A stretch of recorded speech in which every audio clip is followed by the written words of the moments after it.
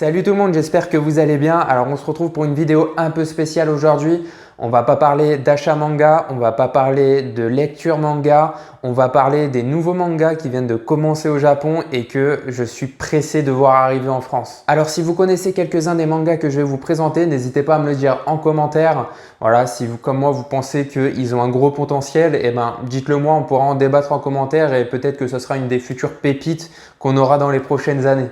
Let's go! Alors le premier manga, il s'agit de Sakamoto Days. Il est fait par Suzuka Yuto.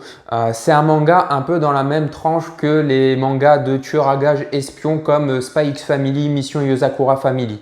Ici, Sakamoto Days, dedans c'est un tueur à gages. Sakamoto Days nous raconte l'histoire de Taro Sakamoto, un des plus grands tueurs à gages de tous les temps, si ce n'est le plus grand tueur à gages qui n'ait jamais existé. Il est redouté dans tous les pays, il tue plus vite que son ombre. Sauf que malheureusement, ça reste un homme. Et un jour, le jeune Sakamoto, il tombe amoureux. Et là, c'est la descente aux enfers. Il décide de prendre sa retraite et de couler des jours heureux avec sa femme. Il se marie, fait des enfants, il devient gérant d'une supérette. Et surtout, le plus important, il prend énormément de poids. Alors, quand on voit le style de dessin et le synopsis, on s'en doute, il y a un peu d'humour derrière. Mais faut pas oublier une chose, c'est que derrière ça parle de tueurs à gages, de bastons, d'assassins. Donc forcément, on a affaire à des très beaux combats. Parce qu'on n'oublie pas, c'est un des meilleurs tueurs à gages qui ait jamais existé. Vraiment, le gars, il est ici. Il n'y a personne qui lui arrive à la cheville. Le gars, c'est le Saitama des tueurs à gages. Mais forcément, quand on atteint les sommets dans un métier comme celui-ci, il y a forcément derrière des gens qui veulent ta peau, qui veulent te tuer, d'autres tueurs à gages, des assassins, etc.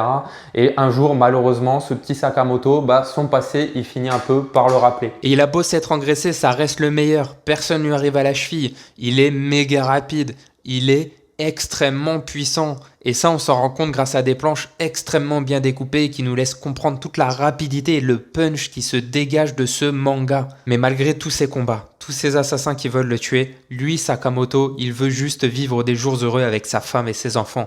Et il s'est promis que la seule règle qu'il devra suivre, c'est la règle que sa femme lui a donnée. Ne jamais tuer quelqu'un. Voilà, on découvre du coup l'un des plus grands tueurs à gages à la retraite qui veut se faire tuer par tout le monde et qui n'a qu'une seule règle, vouloir tuer personne. Et vraiment, ce manga, il est excellent. Et surtout, je trouve qu'avec l'émergence qu'il y a en ce moment des mangas d'espions, de tueurs à gages, je pense qu'il a vraiment sa place dans le catalogue français qu'on va avoir. Donc, j'espère le voir arriver très rapidement. Et le deuxième manga que je vais vous présenter, vous connaissez sûrement l'auteur, il s'agit de Yusei Matsui. C'est la personne qui a fait les Assassination Classroom. Bon, et là, on va pas reparler comme sur le manga d'avant de tueurs à gages, d'espions, etc. comme dans Assassination Classroom. Ici, on va plus parler d'histoire de samouraï un peu à la Kingdom. Et vraiment, quand on voit à quel point Assassination Classroom, c'était plutôt pas mal, c'était même excellent, je trouve. Et là, le tout nouveau manga qu'il a commencé, il s'annonce encore extrêmement lourd. Et ce nouveau manga, il s'agit de The Elusive Samurai. The Elusive Samurai, ou le samouraï insaisissable, nous raconte une histoire un peu à la Kingdom, mais à la sauce shonen. Je parle pas de combat de 50 000 contre 50 000 ou d'un héros qui veut se surpasser pour atteindre ses objectifs, mais de l'histoire que ça raconte derrière. Kingdom nous raconte l'histoire de la Chine, et ici, The Elusive Samurai nous raconte l'histoire du Japon, d'un roi du Japon pour être plus précis. Un roi que beaucoup de monde ont aimé, un roi qui a été promis à un grand futur, mais un roi qui ne sait pas se battre, un roi qui ne sait que fuir.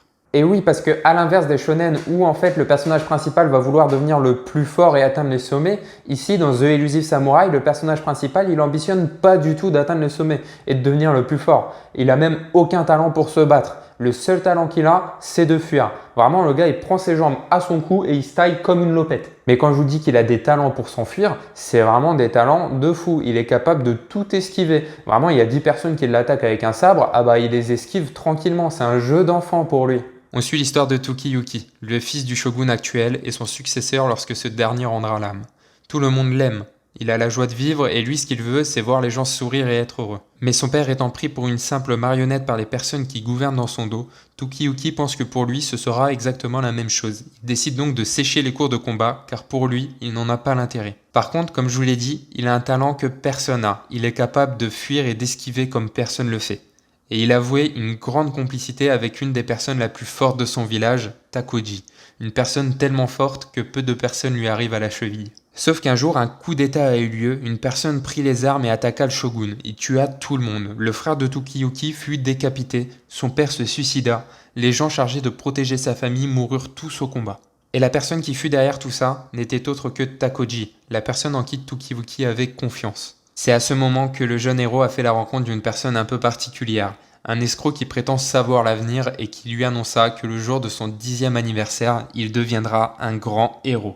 Et c'est du coup à ce moment que commence l'histoire de ce jeune héros qui va avoir pour ambition de reprendre le territoire que Takoji a pris. Voilà, Takoji, la personne qu'il admirait tant et qui se retrouve du coup à être son pire ennemi, voilà, le grand méchant de cette histoire. Et vraiment, quand j'ai lu les premiers chapitres de ce manga, je me suis vraiment dit que ça pouvait être un très bon futur shonen et même pourquoi pas devenir un des meilleurs mangas qu'a fait l'auteur.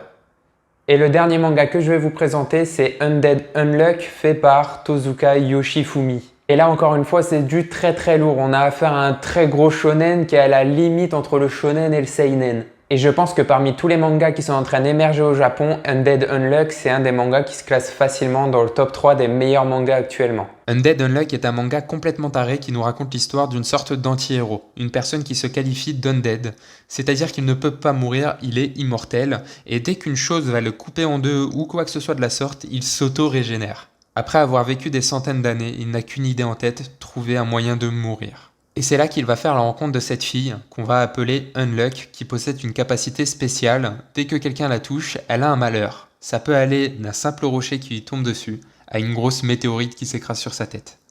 Et vous l'aurez compris, Undead voit en elle sa porte de sortie pour enfin pouvoir mourir et trouver le repos éternel.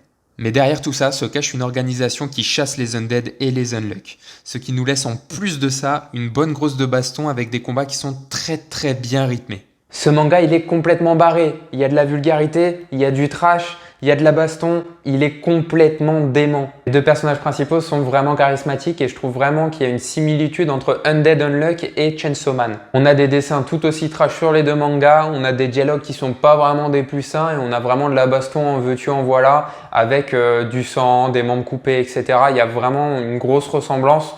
Et vraiment, je sais pas dans le futur comment ça va être, mais pour l'instant, j'aime autant Undead Unluck que j'apprécie Chainsaw Man. Et vraiment, dès le premier chapitre, j'ai kiffé Undead Unluck, c'est super bien, c'est drôle, il y a de l'action, il y a du sang, voilà, il y a tout.